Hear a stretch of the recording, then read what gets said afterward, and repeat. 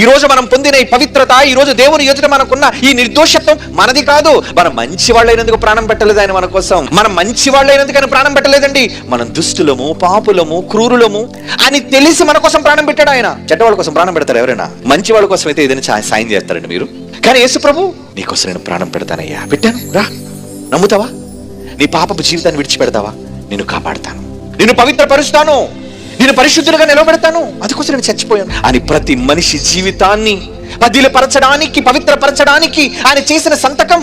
ఏమండి, చాలా మంది అనుకుంటున్నారు యేసు ప్రభు చచ్చిపోయింది ఏదో కొందరి కోసం చచ్చిపోయాడు, క్రైస్తవుల కోసం చచ్చిపోయాడు అనుకుంటారు. No no no no. Yesu Kristu వారు ప్రాణం పెట్టింది సర్వజనుల కోసం. నువ్వు నమ్ముతావా? నువ్వు నమ్మాలి అనుకుంటే నీ భాషతో సంబంధం లేదు, నీ ప్రాంతంతో సంబంధం లేదు, నీ రాష్ట్రం, నీ దేశం, నీ కులం, నీ మతం సంబంధం లేదు. ఎవరివైనా, ఏ దేశపు వాడవైనా, ఏ భాష మాట్లాడిన వాడవైనా, నీ కోసమే పెట్టాను నేను రక్తం అంటున్నాడు. చూడండి.